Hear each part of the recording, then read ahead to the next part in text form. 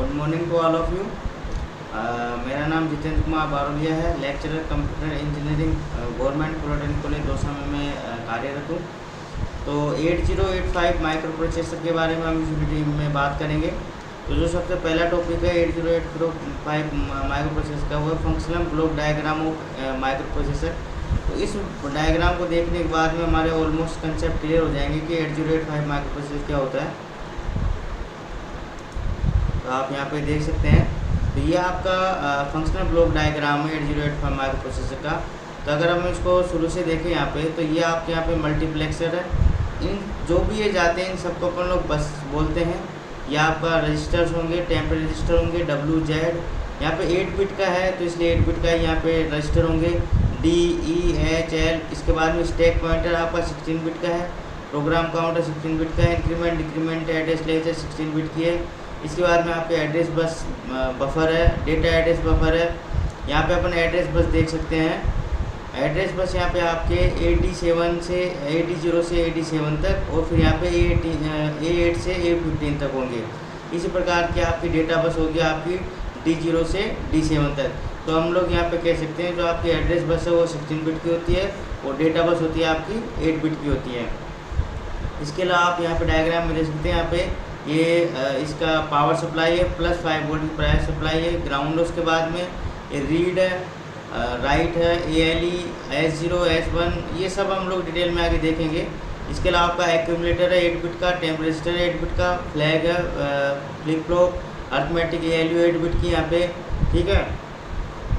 इसके अलावा instruction decoder and machine cycle encoding, instruction register. तो ये आपका फंक्शनल ब्लॉक डायग्राम, इसको 1 बाय 1 हम लोग देखते हैं इसमें क्या क्या है, इसके कंपोनेंट क्या क्या है। सबसे पहला जो कंपोनेंट इंपॉर्टेंट कंपोनेंट है वो आपका ALU, arithmetic and logic unit.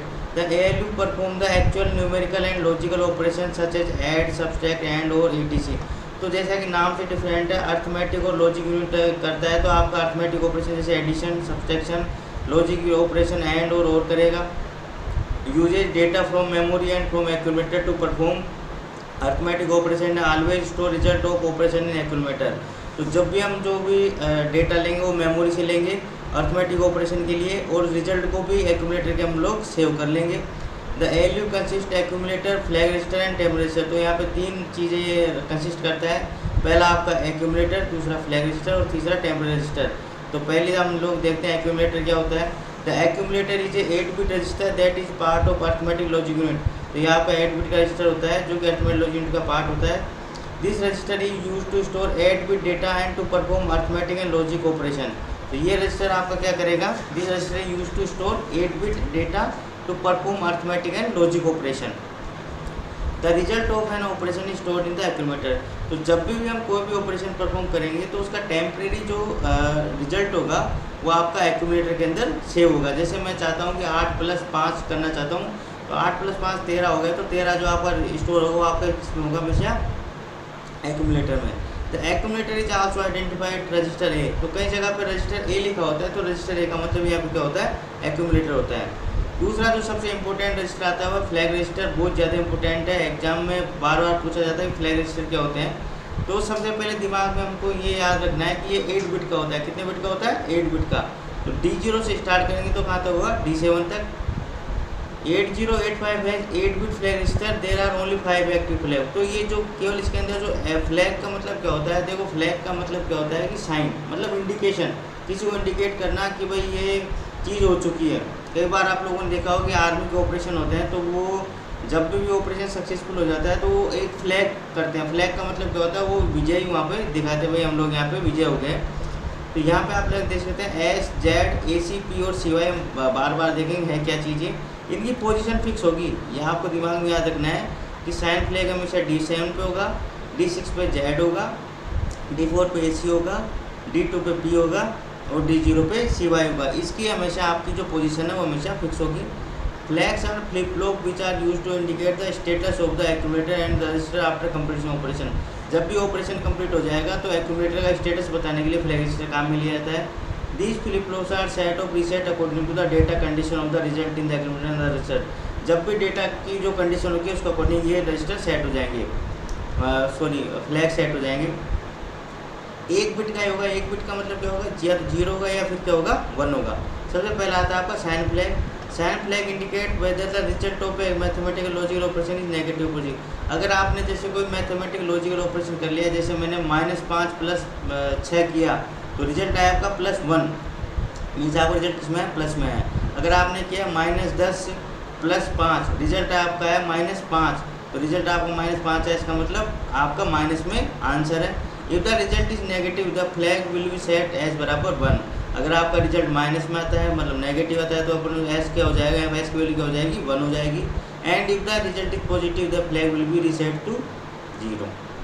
मतलब अगर पॉजिटिव रिजल्ट आएगा तो 0 हो जाएगा, नेगेटिव आएगा तो 1 हो जाएगा। सिंपल सी चीज़ है। दूसरा है जीरो फ्लैग।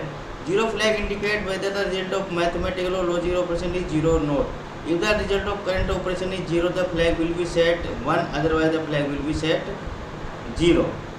फिर से देखते हैं, दूसरा जो फ्लैग होगा वो क्या कहलाएगा, आपका जीरो फ्लैग। मीन्स अगर जैसे आपने कोई ऑपरेशन परफॉर्म किया और एक्यूमुलेटर के अंदर सारे के सारे बिट आपकी 0 हो जाती है, तो जेड इसकी क्या हो जाएगा, यहाँ पे 1। कंफ्यूज नहीं होना है यहाँ पे, क्लियर ये बात हमें समझ में आनी चाहिए कि अगर एक्यूमुलेटर के अंदर कोई ऑपरेशन परफॉर्म होता है और एक्यूमुलेटर की सारी बिट क्या हो जाती है 0, तो z बराबर क्या हो जाएगा 1। मतलब ये जब 0 होगा पूरी बिट, जब ये 1 होगा, अदरवाइज क्या रहेगा, ये 0 रहेगा। This flag will be modified by result accumulator as well is the other register. Third आपका आता है auxiliary carry flag. In operation when a carry generated by bit D3 and passes on to bit D4 the flag AC will be show, otherwise AC flag will reset. तो ये auxiliary carry क्या कहता है, carry का मतलब क्या होता है, हासिल लेना, जिसको कि हम हिंदी में बोलते हैं। तो अगर आपकी D3 कोई भी ऑपरेशन परफॉर्म हो रहा है, उसके अंदर D3 से D4 पर अगर कैरी जनरेट हो रही है, मतलब चौथी बिट से 5वीं बिट के ऊपर आपकी कैरी जनरेट हो रही है, तो ये क्या हो जाएगा 1 सेट हो जाएगा, अदरवाइज क्या रहेगा 0। This flag is use only internally for BCD operation, is not available for the programmer to change the sequence of program with the jump instruction. तो ये बेसिकली BCD ऑपरेशन में काम आता है। इसके बाद फोर्थ आता है parity flag. This flag indicate whether the current result of even parity और odd parity. If even parity P will be set, otherwise reset. तो ये क्या करेगा, आपके जो भी एक्यूमुलेटर होगा उसके अंदर 1 की संख्या काउंट करेगा। जैसे आपके एक्यूमुलेटर के अंदर 5 1 है, तो ये कौन से हो गए, 1 यहाँ पे आ गए, ओड हो गए, तो ये क्या हो जाएगा, पैरिटी फ्लैग आपका 0 हो जाएगा, अदरवाइज क्या हो जाएगा 1 हो जाएगा। इसके बाद क्या आता है आपका carry flag. This flag indicate whether during an addition और सब्ट्रैक्शन ऑपरेशन कैरी और बोरो इज जनरेटेड और नॉट। कैरी और borrow generated the flag will be set, otherwise reset. तो अगर क्या होगा, जैसे एक्यूमुलेटर में क्या होता है, हमारा कितने बिट का है, केवल 8 बिट का है। कई बार क्या होता है कि 2 संख्या को हमने जोड़ा, जोड़ने के बाद में उसकी क्या होगी, कैरी जनरेट हो गई। तो कैरी जनरेट होने के बाद में अगर आपकी कैरी जनरेट होती है तो कैरी फ्लैग आपका हो जाएगा 1। इसको एक एग्जाम्पल से देख सकते हैं। ऐड रजिस्टर R बोलते हैं हम इसको। फॉर्मेट क्या होगा, A के अंदर R की वैल्यू को ऐड कर देंगे। Addressing register addressing group arithmetic group byte 1 byte flag all. The content of register edit कहाँ, अब देखो अपने को यहाँ पे चेक करना है। एग्जाम्पल दे लिया हमने, लेट C = 27 एज। अब यहाँ एज का मतलब क्या होता है, एज का मतलब होता है आपका हेक्साडेसिमल। तो आपको बाइनरी डेसिमल सिस्टम आना चाहिए। तो हेक्साडेसिमल ये होगा, और ये क्या हो गया आपके 15 एच। एक और यहाँ पे क्या हो गया एक्यूमुलेटर। एक्यूमुलेटर के हम लोग क्या करें, एडिशन। तो सबसे पहले तो हम क्या करेंगे, 27 एच लिखा हुआ उसको किस में कन्वर्ट करेंगे हम लोग, बाइनरी में। तो 2 को कन्वर्ट करेंगे 0 1 0 0 और 7 को 1 1 1 1 0। 15 एच को ऐसे करेंगे 0 0 0 1 0 1 0 1। अब इन दोनों को क्या करेंगे हम लोग, जोड़ेंगे। तो 1 और 1 क्या हो जाएगा यहाँ पे 0 1 1 0 1 1 1 1 1 0 0 1। ठीक है।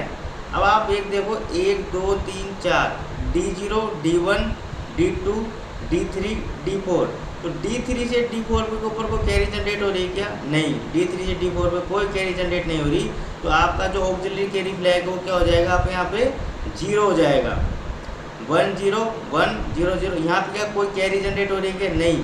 तो आपका जेड भी यहाँ पे सॉरी CY भी क्या हो जाएगा यहाँ पे 0। पैरिटी चेक करेंगे 1 2 3 4।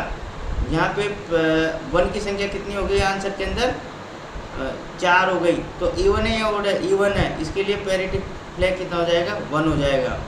कोई साइन मतलब आंसर आपका नेगेटिव है, नहीं आया, नेगेटिव नहीं आएगा तो साइन फ्लैग क्या हो जाएगा? आपका 0 हो जाएगा।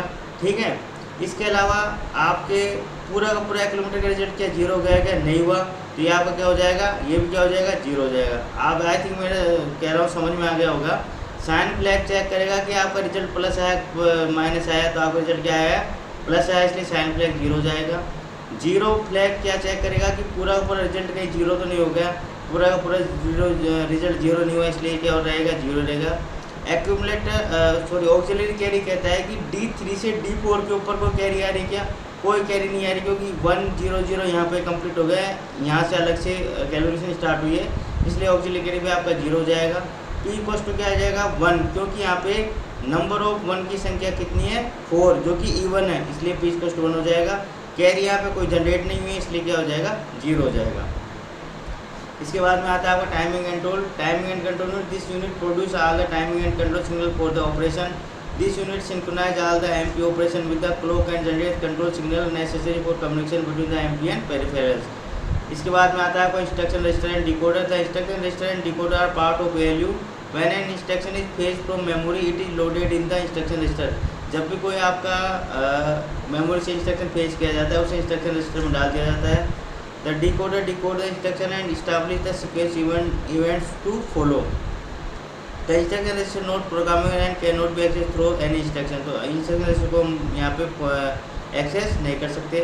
इसके अलावा अदर रजिस्टर कौन कौन से हैं? There are register unit of 80 consist of 6 general purpose register data जैसे B, C, D, E, H, L, 2 internal register W and Z, 2 16-bit register program counter stack pointer, 1 increment decrement register and 1 multiplexer. The 6 general purpose register are use to store 8-bit data. तो आपका जो general purpose register था वो क्या किस लिए काम आ जाएगा? डेटा को स्टोर करने के लिए। They can be combined as pair BC, DE and HL to perform 16-bit operation. तो आपको 16-bit अगर ऑपरेशन परफॉर्म करना है तो इसको BC, DE और HL कर सकते हैं।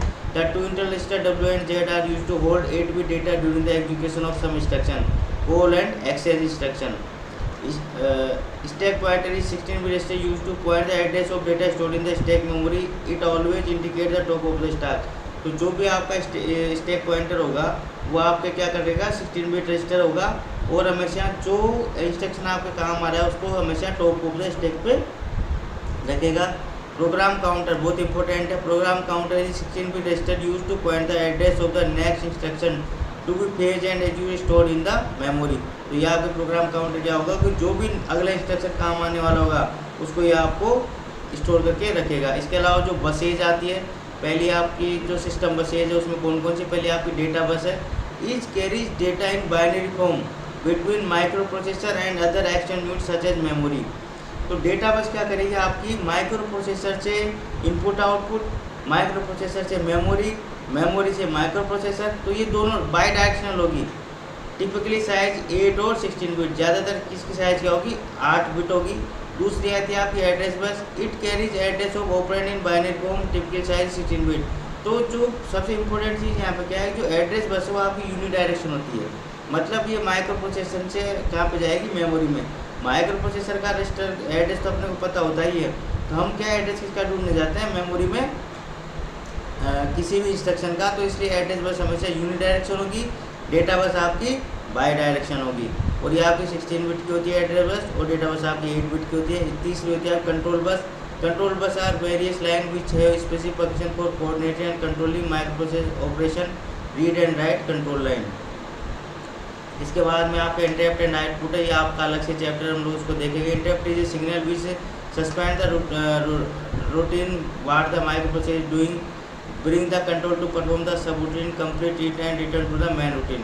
May be hardware or software interrupts, some interrupt may be ignored and some can not be.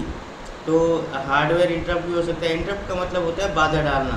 जैसे मैंने अभी कीबोर्ड के अंदर इसमें एस्केप दबा दूँ तो आपका जो ये फुल स्क्रीन मोड में पीपीटी चल रही है वो आपकी चली जाएगी, तो ये भी एक प्रकार का इंटरप्ट है। ये कौन से प्रकार का इंटरप्ट हो गया? हार्डवेयर, मतलब मैंने हार्डवेयर की करके किया। इसके अलावा इसका एग्जाम्पल है INTR, trap, RST 7.5, RST 6.5, RST 5.5। इसके बाद में आता है serial input output control. The micro processor perform serial data input और output 1 bit at a time. In serial transmission, data bits are sent over a single line, 1 bit at a time. The 8085 has two signals to implement the serial transmission: SID serial input data and serial output data.